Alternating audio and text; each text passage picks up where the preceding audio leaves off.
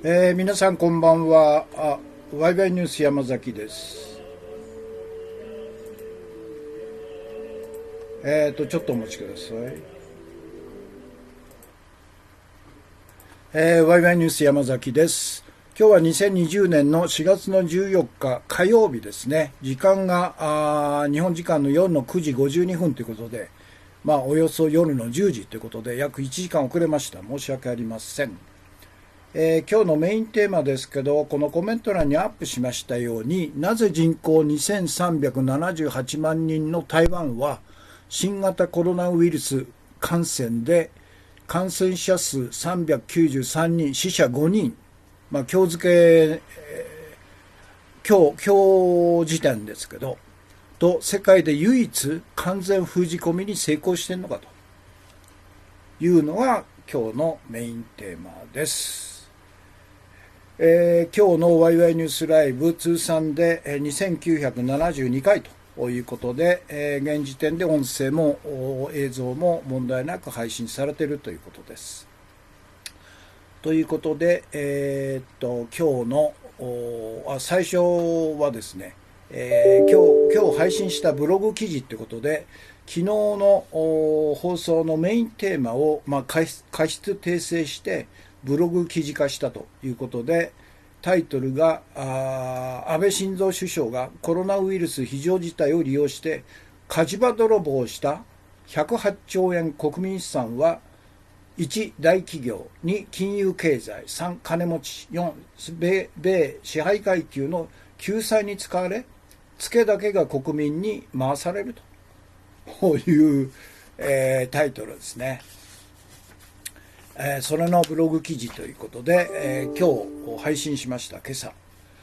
それで今日時点、昨日か、1日遅れなんですね。ブログの訪問者数ってことで、私のブログ、杉並からの情報発信ですっていうのは、グーのブログサイトに、毎日、アップしてるんですけど、昨日時点、月曜日、4月13日時点での訪問者数ですね。IP アドレス1046名、そしてページビュー、1人が何ページ見たかということで、2806ページビューということで、順位がですね、477位と、グーのブログサイトには約150万件ぐらいのブログが掲載されているということで、そのうちの、477位ということですね。そして、最新のお知らせですけど、昨日月曜日のワイワイニュースライブのメインテーマ、安倍首相は今回の新型コロナウイルス非常事態を利用して火事場泥棒した108兆円の国民資産は国民救済に使われず、そのほとんどは大企業、金融経済、金持ち、米国支配階級の救済に使われ、借金のツケだけが国民に回されると、こういう長いタイトルなんですけど、それの YouTube 向けの表紙がこのように、作っていただきました。火事場泥棒という安倍晋三のテレビ画面と、もうまさに彼は火事場泥棒の得意なんですよね。火事場泥棒とともにマッチポンプなんですね。自分で火つけて騒ぐと、救急車を呼ぶと、さらに火事場泥棒をするという最悪の権力犯罪者ですよ。ということで、現時点での視聴者数ですけど、ツイキャスが365名様、YouTube が453名様で、合計で818名の方が見られているということですね。そして明日水曜日、4月15日の放送は、普通日後放送です。ということです。そして今日の画像ですけど、またしても共同通信のでっち上げ、世論内閣支持率調査というのが東京新聞と配信されてるんですね。そのまま。そして、4月の10日から13日にかけて、支持率調査して不支持が43、支持が 40.4% ということで、こんなとんでもない結局権力犯罪集団の安倍晋三内閣の支持率がなんで 40% もあるのと、せいぜい 10% だろうという毎回言ってますけど、このでっち上げですよね。東京新聞もそれをそのまま何の疑問もなく垂れ流しているということですね。それから2つ目がロンドンの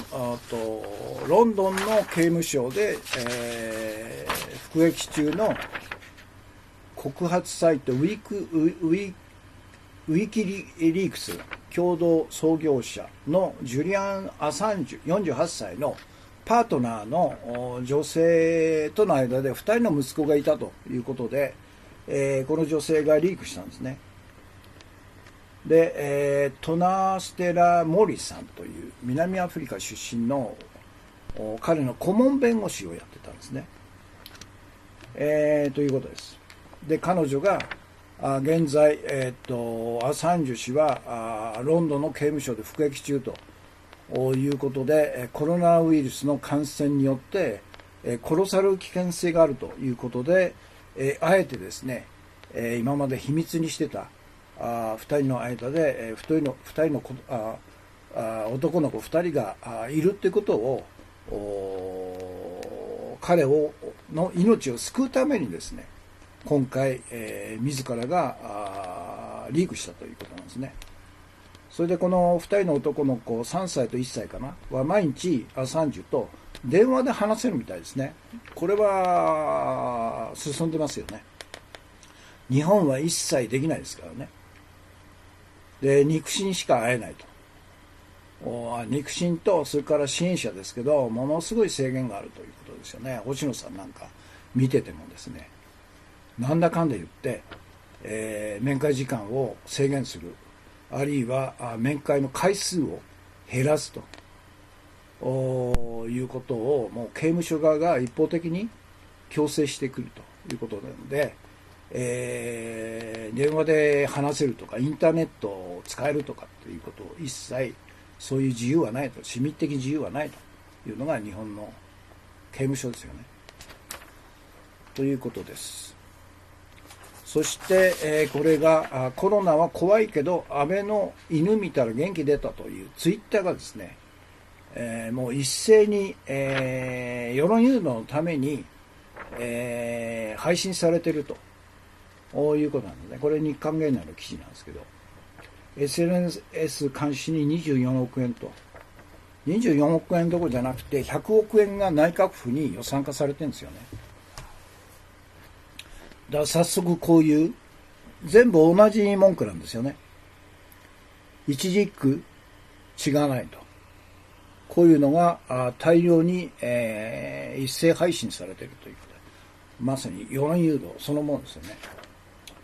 で、昨日取り上げたインスタグラムの動画、いいね、のクリックが35万になったと言って菅が自慢げに言ってましたけど、これも完全に、やらせですよ。35万の回数を金を払ったネトウヨ、自民党から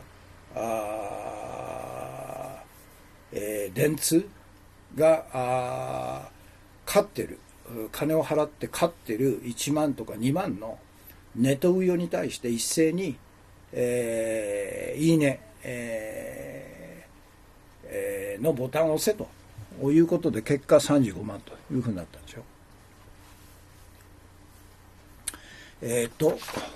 船津健さん、星野源との勝ってコラボも非難合々なのに支持と不支持が拮抗するわけではないと。やらせですよ、支持なんていうのは。それから砂津金さんが毎回メッセージとして初めてご覧になる方へということで、山崎氏のキャスは一言一応コメントが集団嵐行為があってから禁止と。このキャスの目的は情報の共有、拡散、ご賛同ならツイッター連携で拡散中お願いしますと。から石森さんですね、山崎康子氏ワイワイニュースライブ配信スタートしましたと。から砂月金さんが今日のメインテーマをリツイートしてくれましたね。石森さんがコンティニューコイン配信ありがとうございます。キララカットさんがコンティニューコイン2枚ですね。から砂月金さん、100億円もあれば何人検査できると。検査してマスコミが報道した方がお得じゃないかということですね。もうとんでもないですよ。火事場泥棒で獲得した108兆円をもう使い放題使ってると。何の、アメリカの場合はですね、民主党が下院を握ってますんで、トランプが言ったことがそのまますんなりと通らないんですね。必ず民主党の合意を得なくちゃいけないということで、今回2兆ドルの220兆円という史上最大の経済対策財源を確保して、それで1人当たり、昨日取り上げましたけど、大人に対しては17万円、子供に対しては5万4千円で、810万円年収以下の人たち、おそらくアメリカ全国民3億人のうちの70か 80% カバーすると思うんですよね。こういう国民への直接的な救済に、財源を当てるってことは民主党がいるからなんですよね。民主党の合意がないと、議会通んないと、法案が通んないということで、トランプもわがままいっぱいのトランプも民主党の合意を探らざるを得ないということになるわけで、日本の場合は何にもないんですよね。自民党独裁政権にストップをかけるものが何にもないと。官僚もダメと、野党もダメと。まず野党がダメですよね。日本共産党含めて健全野党なんて言ってる野党しかいないんですよね。野党の名を借りた自民党別動隊しかいないと。だからやりたい放題なんで、世論も御用マスコミによって、世論誘導されると。それから利権目当てのさまざまな、企業組合とか等々が業界ですね、業界、に、自民党の金がいっているということで、野党がダメからメディアによる世論操作によって国民の民意が全然、安倍だとまでいかないと。そして世論調査が40% 支持あると操作されているということなんですよね。何でしたっけということで画像ですね。画像が3つあったんですよね。ということでこの間取り上げたものをアップします。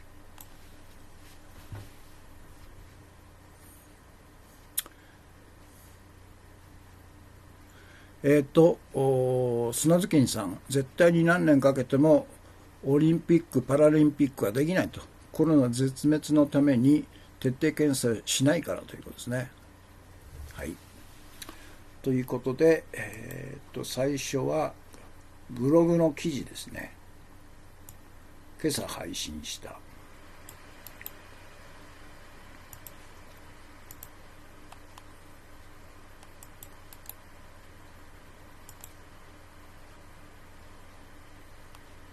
マイナス15は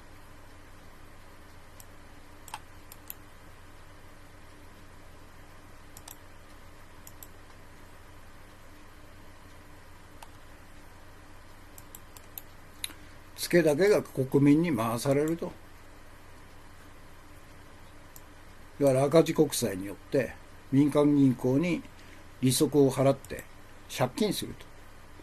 そして、30年国債だったら30年後に償還の時期が来たらまた新たに仮開催という国債を発行して再び民間銀行に引き受けさせ利息を払って借金するという、永遠にですね、日本国民は借金のツケを永遠に払わされると、こういうことですよ。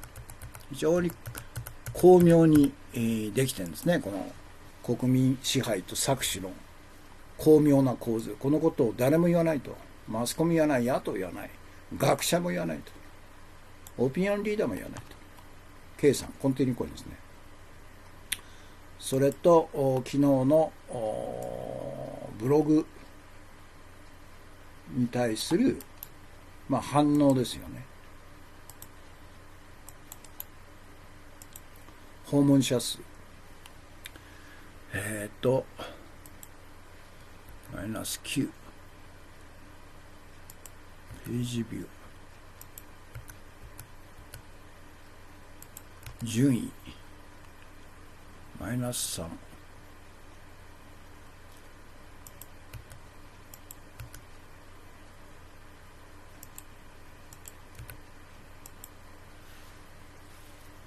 それから昨日の放送のテーマ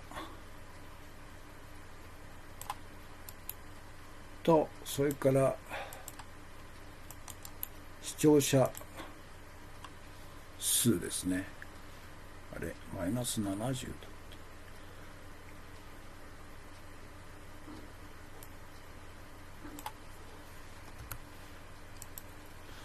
火事場泥棒した108兆円。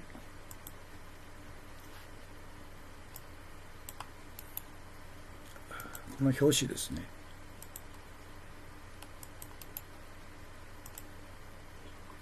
マイナス15。すごいな、これ。長すぎるね。ついタイトル長くなっちゃうんですよね。できるだけ説明しようと思うと。そして、現時点での視聴者数ですね。それと明日は普通日語放送しますというご案内です。うわ、ダメか。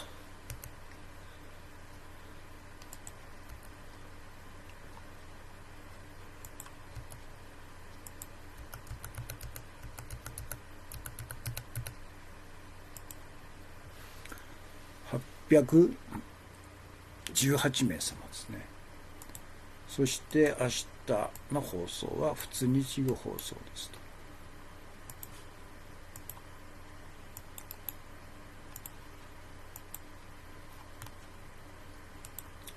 それから今日の画像ですね。これは共同通信のでっち上げ世論調査結果を東京新聞は何の批判もなく垂れ流しているということですね。それからアサンジュ氏に2人の子供がいたということが初めて分かったんですね。それも彼がかなり危機的な状況でロンドン市内の刑務所でコロナの感染が報告されているということで、彼の命をですね救うための最後の手段として、パートナーが隠してた2人の子供の存在を初めて明らかにしたということですね。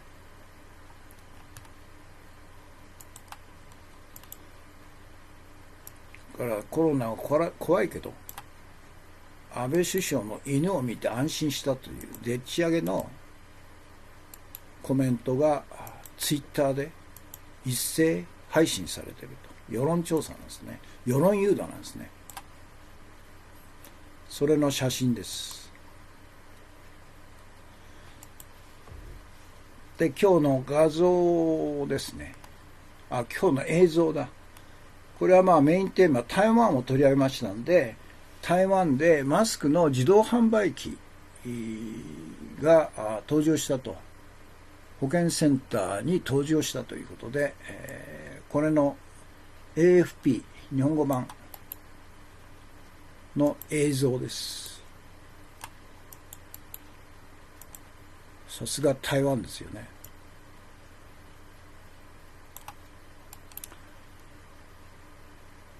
なんかカードかなんかあって、カードを差し込むと買えるという、そのカードっていうのは、要するに1人当たりの履歴が書いてあるんですよね。制限が1人1週間に何枚とかという制限が全部履歴としてカードに書き込まれているということで、その制限内であれば買えると、自由に買えるということで、行列を作ってますけど、自由に買えたんですね。買い占めはないということですね。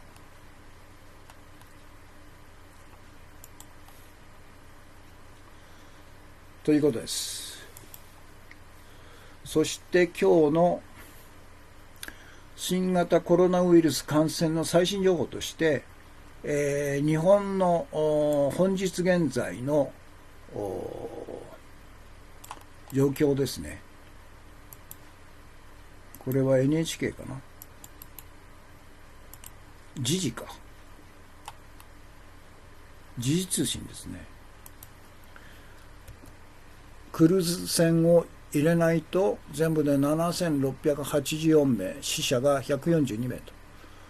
プラスクルーズ船が712、死者12ですから、全部入れると8300、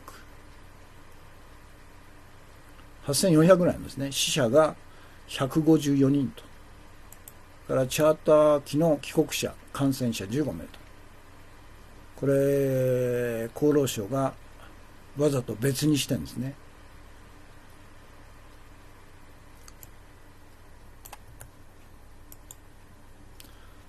それから世界の状況。これは時事通信かな。じゃないや。東京で新たに161人感染と、広島の福祉施設で22人新型コロナと。時事通信ですね。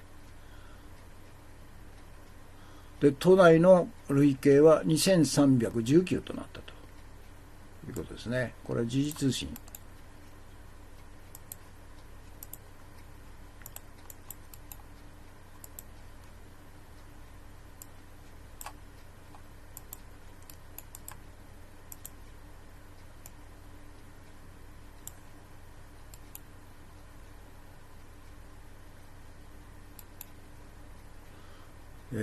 切り取り。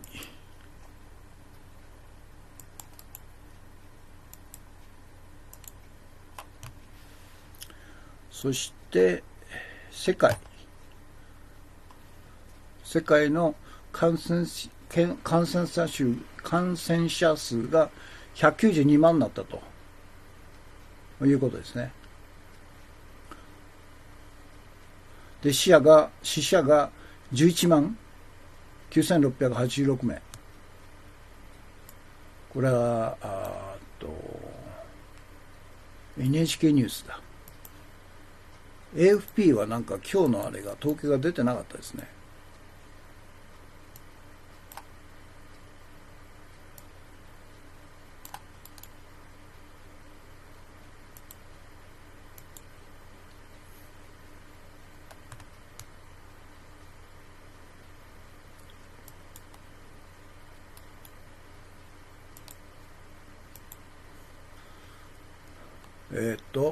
砂月さん、ちゃっかり回復者だけ DP 号を混ぜ込むという、非常にこすいよね、やることが。回復者だけ全体の数字を出してると、すごいね、しかし。で、死者数。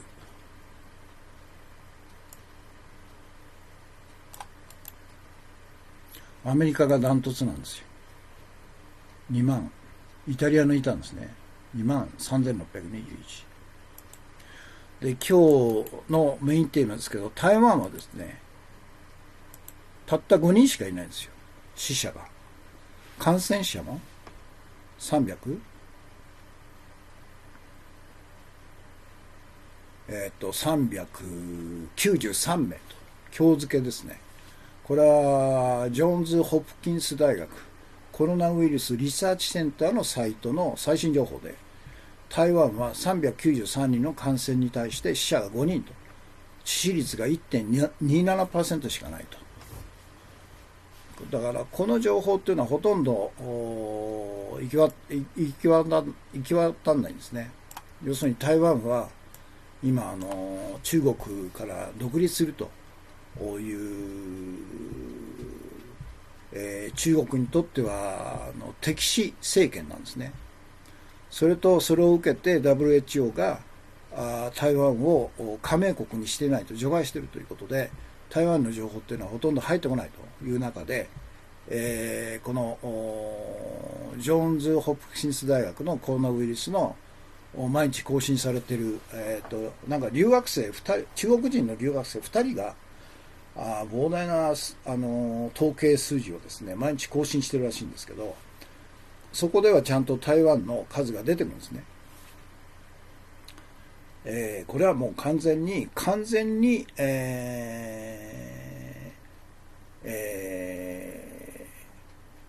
新型コロナウイルスの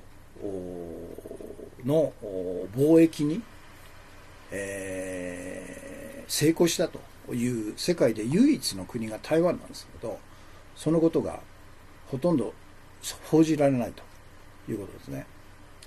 そして今日のメインテーマの中で言いますように、ドイツもですね感染者数が13万と多いんですけど、死者数がですね3194といって致死率が 2.46% といって、イタリアとかスペインとかフランス同じ EU 諸国と比べてもダントツに死者数が少ないんですね。これは一体何なのかというところで、これも今日のメインテーマの中でも触れようと思うんですけど、結局は徹底した検査数なんですね。1日5万件ですからね。日本の25倍ですよ。で、徹底的に検査して、で、陽性反応あった人を隔離するということを最初から総動員でやったという結果が死者を食い止めているということなんですね。ということで、何でしたっけ、雪丸馬さん、キャス君ですね。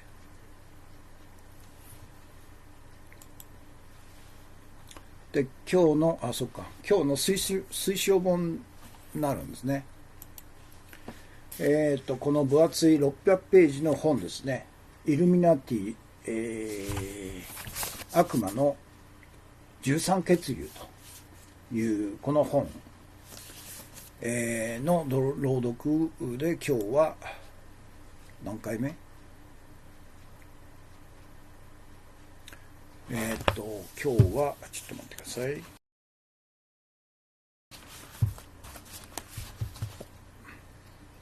14回目ですね。ジェファーソン大統領と組んだ巨大謀略という章ですね。説か。約1ページ半ですね。短いですけど、ここを読みますね。これはフリッツ・スプリングマイヤーが書いた本なんですね。アメリカ人です。前述したジョージ・クリントンとの汚れた不動産取引や麻薬取引の中枢としての彼の活動以外に、西海岸に国家を作ってしまおうというアスターの大胆な陰謀についても触れておこうと。トーマス・ジェファーソン、イルミナティであったことが分かっているが、その計画に関わっていた。ジェファーソンは太平洋岸に、血と言葉と友情によって合衆国と呼ばれた独立国が建設されることを切望すると語っていると。アメ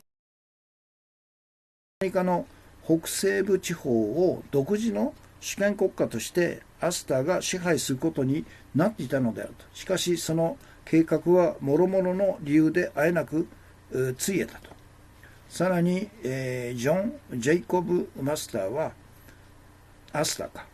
自身の所有する輸送システムと権力者の友人を利用して一人、1812年の米英戦争で巨大な利益を上げていると。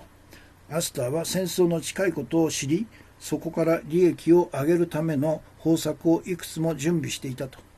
メイソンの仲間であり友人でもあるジョン・ A ・アームストロング、1758年から1843がアメリカ陸軍長官として対英戦争三角戦争画策家の努力を援助したと。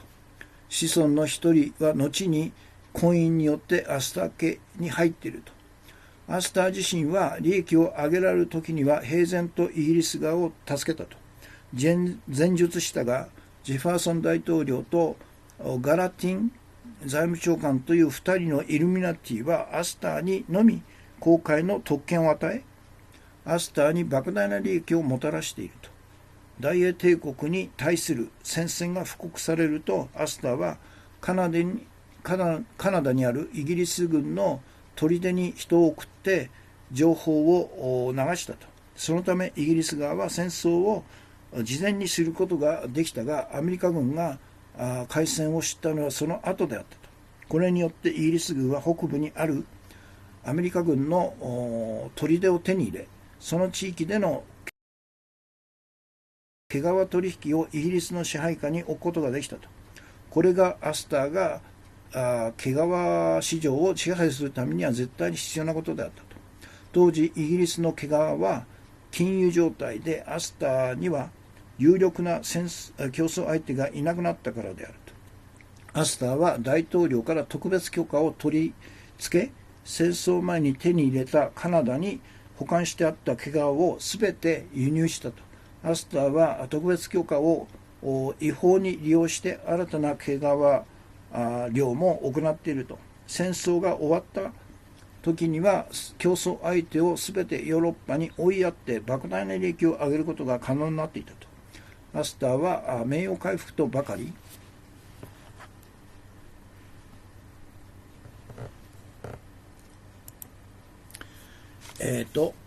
アスターは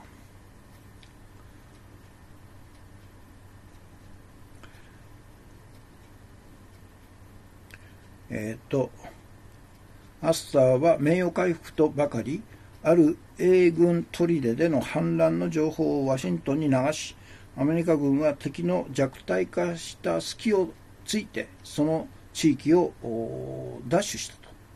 ジョン・ジェイコブ・アスターは銃器を扱っていて、彼の武器はラテンアメリカ革命の少なくとも一つには使用されていると。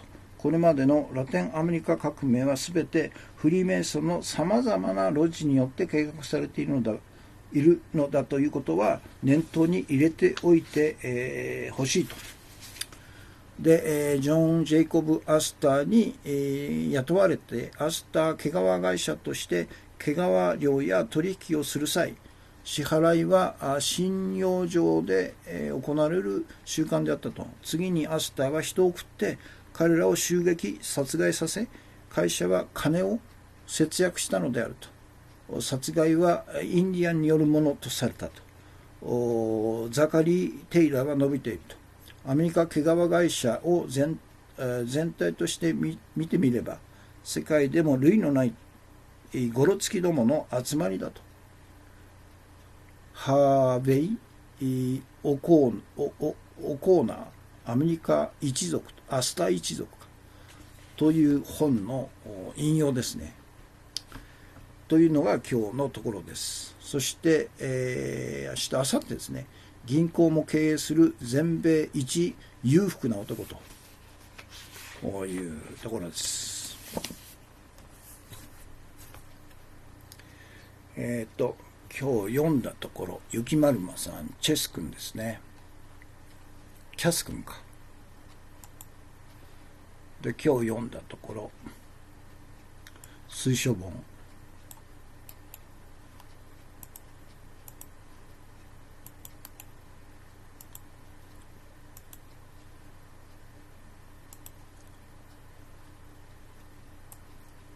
ジェファーソン大統領と組んだ巨大謀略という、なんか独立国家をでっち上げる計画をしてたらしいんですね。西海岸に。ということで、今日のメインテーマです。今日のメインテーマ。なぜ人口2378万人の台湾は新型コロナウイルス感染で感染者数393人、死者5人と、今日時点ですね、と世界で唯一完全封じ込みに成功しているのかということです。で、現在の台湾政府は中国から敵視され、WHO 世界保健機関への加盟を拒否されているために、新型コロナウイルス感染の完全封じ込めに成功している世界で唯一の国であるという事実が隠されていると。で、以下は台湾の完全封じ込みがはっきりわかる本日時点でのデータということで、私が Excel で、作成したこういうデータなんですね。で、このデータで一番上が台湾で、感染者数が393、死者数から致死率が 1.27 と。で、次、2番目は米国ですね。58万以上。死者数2万以上。致死率 3.5%。で、3番目がスペイン。感染者17万。死亡者1万8000。で、致死率 10.63。だからヨーロッパの致死率っていうのが異常に高いんですね。スペインが 10.63。から次に、イタリア15万9000人感染。死者が2万。致死率 12.83。イタリアが異常に高いですよね。からフランス13万7000。1万4967名死者。致死率 10.86。それでドイツ、これ先ほど言いましたけど、13万人の感染者の数っていうのは、イタリアとかイギリスとか等々と同じなんですけど、死者数が全然違うんですね。3194名と。致死率 2.46% と。だからこれは何かというと、最初から、感染の有無を調べる感染検査を徹底的にやったと。1日5万件と。日本の2000件の25倍はやったということで、早期に感染者を発見して隔離するということで、死者数をこれほど少なくできたんですね。からイラン7万3000人感染、死者4585名、致死率 6.25 と。それから韓国中国が抜けた。中国8万7000。一番最初は武漢から発生したっていう。で、死者が3200で致死率が 3.69。そしてイランで韓国が220、致死率が 2.30 と。で、日本が7645と。で、143人死者で 1.87 と。で、なぜ日本がですね、普通で言えば感染の貿易に成功していると各国から称賛されるはずなんですね、これだけの数字だと。でもそういう行為は全然起こんないっていうのは一体何かというと、この数字はごまかされているという疑いを各国の専門家が持ってるからでしょう。要するに東京オリンピックを是が非でも開催するために、感染者数を意図的に少なくするためにはどうしたらいいかと。それは検査自体をやらないことだということで、1日2000件もやってないんですよね。1日200件とか300件、現在は増えて400件とか500件だから、みんなが世界各国は専門家あるいはメディア学者等々は、日本の数字は嘘だと。これから大規模な感染者数と死者数が出るだろうというふうに予想してるわけですよね。というのがこのリストを見れば、台湾がどれほど成功しているかということが一目瞭然なんですけど、世界のメディアはそれを報道しないと。なぜなら中国が台湾政府を敵視していると。で WHO も中国寄りですから台湾を除外していると。だから台湾からの情報は彼らは収集してないと。こういうことですね。台湾の第一報を無視しているということですね。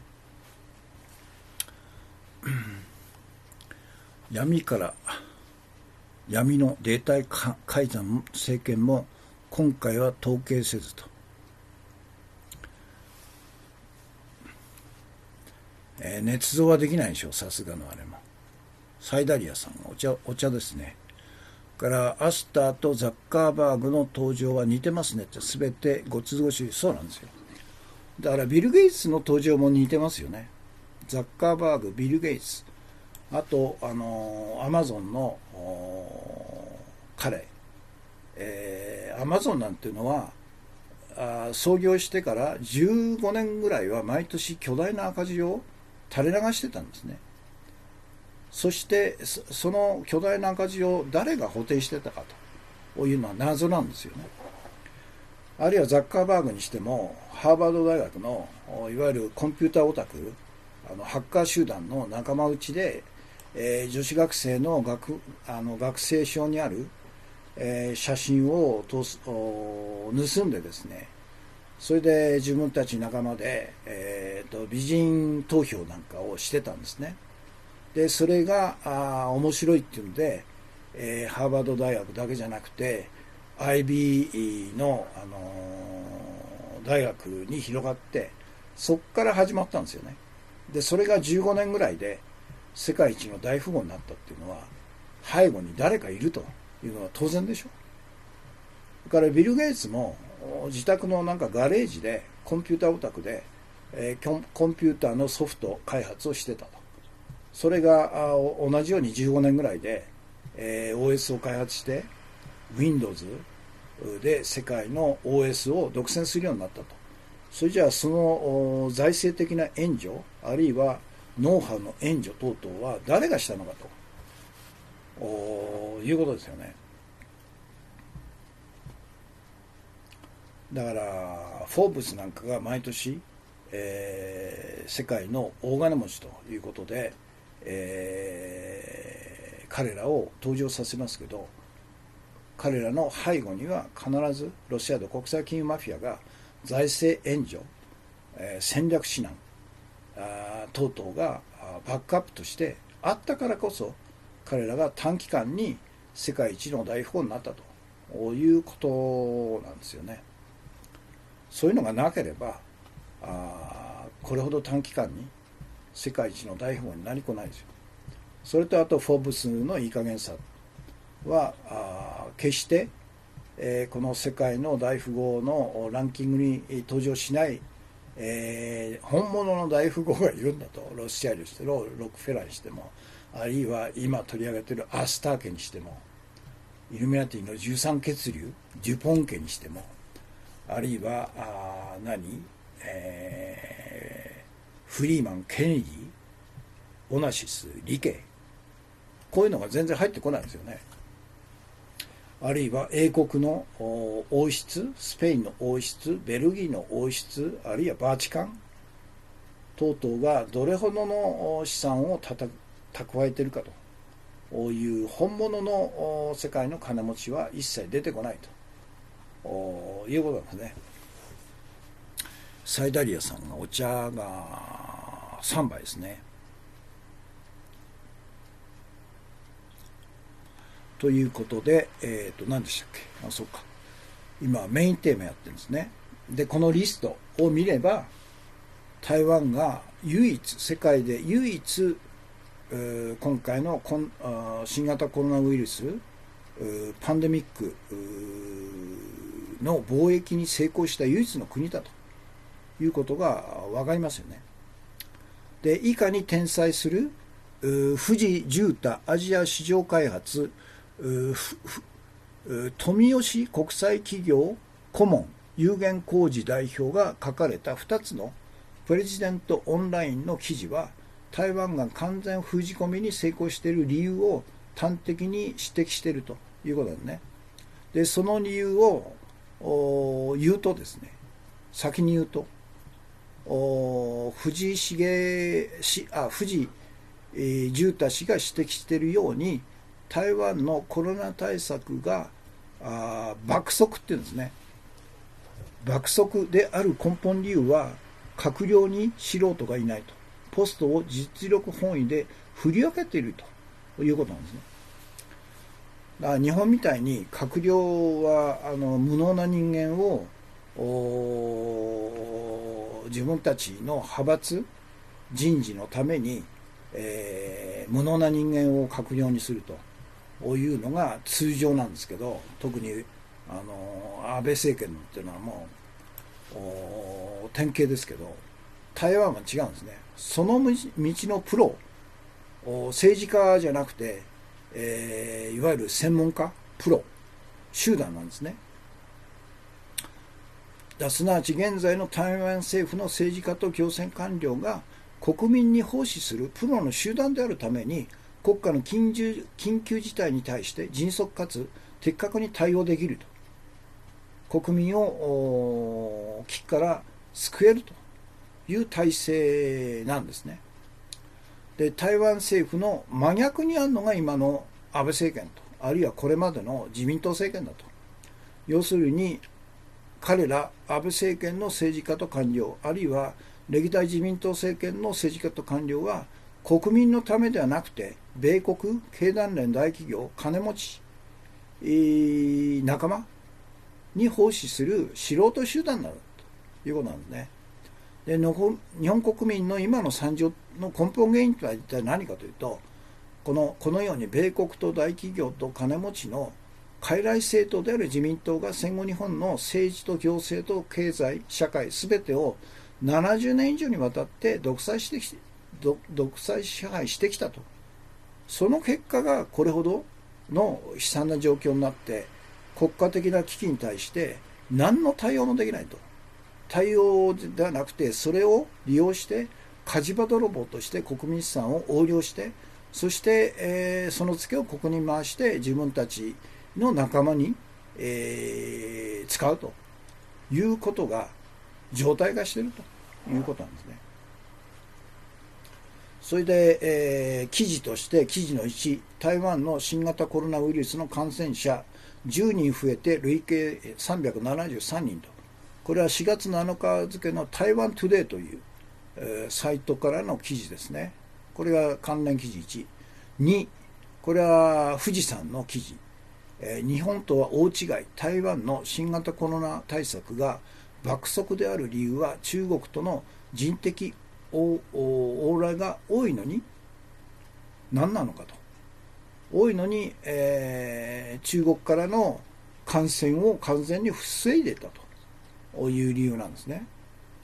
それから記事の関連記事の3が、台湾のコロナ対策が爆速である根本理由は閣僚に素人がいない、ポストを実力本位に振り分けているからだと。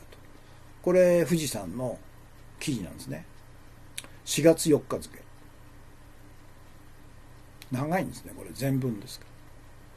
そして、次にまたドイツ、人口8302万人の感染者数は13万人だが、死者数が3194、致死率 2.36% と EU 諸国では突出して感染予防に成功していると。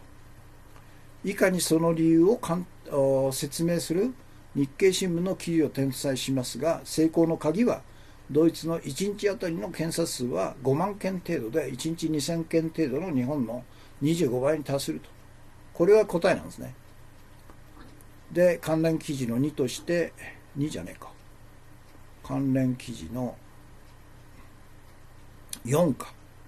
4として、ドイツ1月6日の初動が鍵と、コロナ大量検査可能にということで、1月段階でこのコロナの大量検査を可能にするような体制をもう1月の段階で作ったということなんですね。で、安倍政権というのは、ようやく今、コロナ大量検査を対応にしようとして、今までは東京五輪があったから意図的に少なくしたけど、その東京五輪が延期になったということで、今更ですね、今頃になって、ということはドイツの3ヶ月遅れで、コロナの検査を大規模にするようなことを言い始めているというのが安倍政権なんですね。で、その全てのしわ寄せは日本国民の方に来ると、殺されるということでしょう。というのが今日のメインテーマです。日本の皇室か。そうですね。日本の皇室の財産がどうなっているかっていうのは誰も知らないですよね。日本銀行の株を戦前は持ってたんですよね。現在どうなってるのかと。55% は日本政府持ってて、残りの 45% は誰が持ってるかっていうのは一切公表されないという。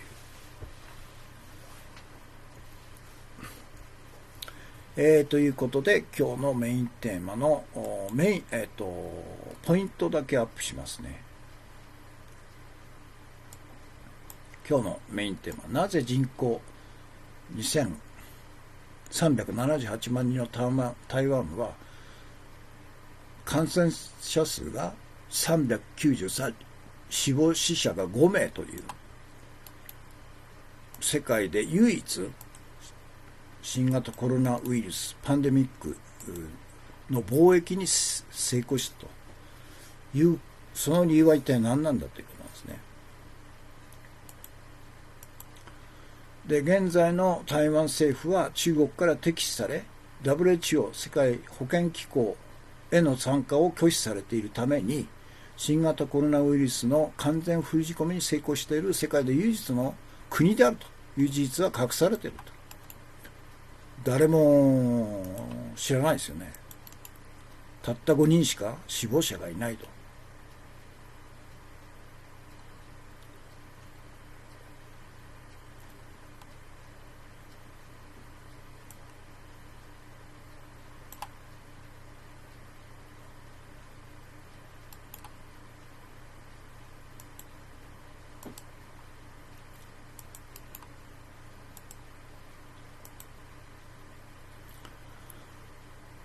砂月さん、江戸城、皇居の価値だけでも相当のものでしょうと。そうですね。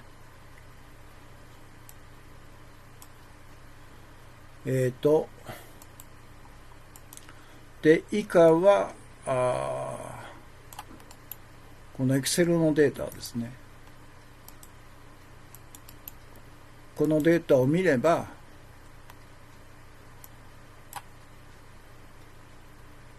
台湾がどれほど完全な貿易に成功しているのかっていうのが分かるだろうということなんですね。で、ソースがジョーンズ・ホプキンス大学の URL サイトですね。毎日更新されてるんですよね。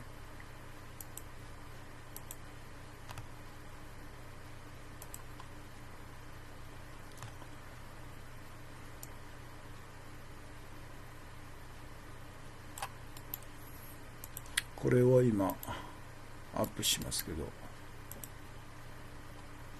全然ダメだ。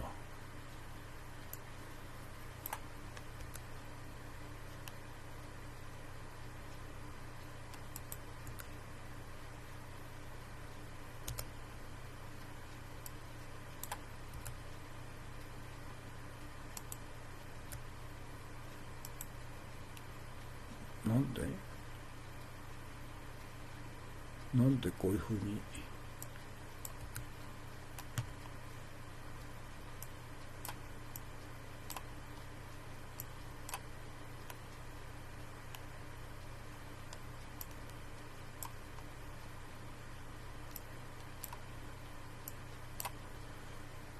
なんか80人文字しか入んないようになってるね。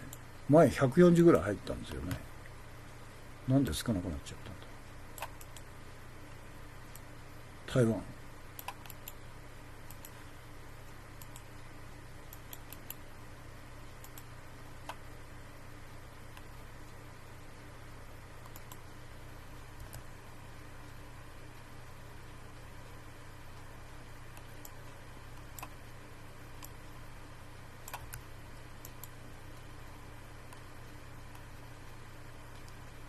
台湾393、死者5人、致死率 1.27。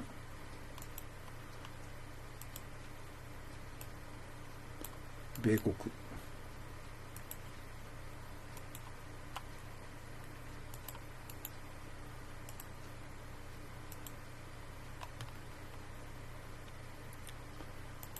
それからスペイン、イタリア。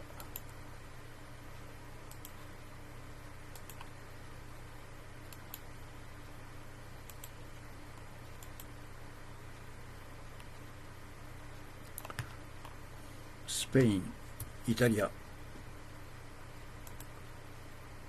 からフランス、ドイツ。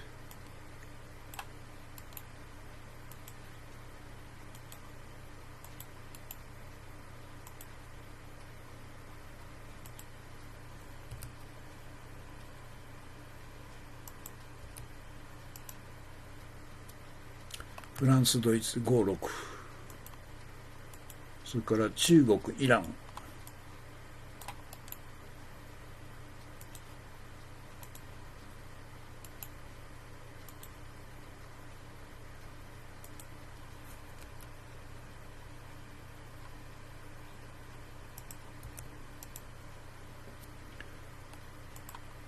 それと韓国、日本と。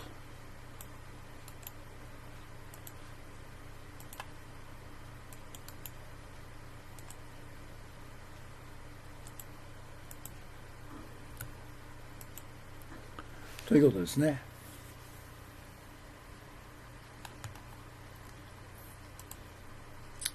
それで以下に転載する富士山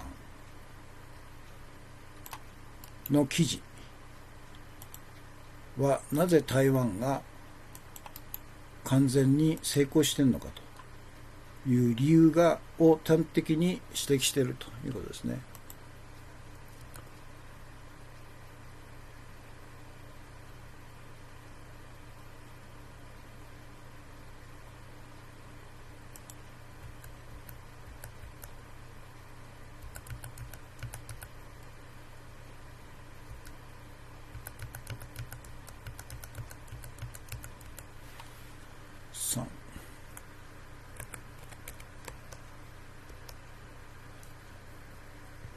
3、4、これですね。富士山の鋭い分析の記事2つ。その理由を端的に言うと、富士氏が指摘しているように、台湾政府の特に行政の長っていうのが政治家ではなくて、その道のプロを任命しているということなんで、ですから対コロナ対策の担当大臣というのは31歳か2歳のコンピューターの天才なんですよね。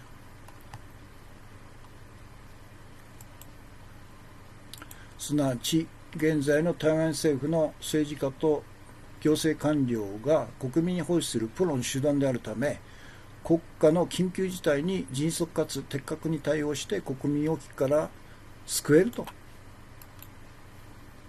まともな政府だということですよね。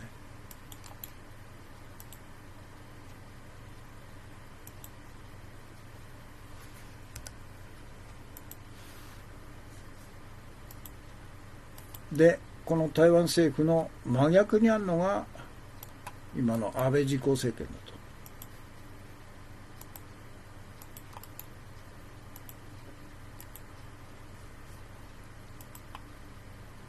で、彼ら安倍政権の政治家と官僚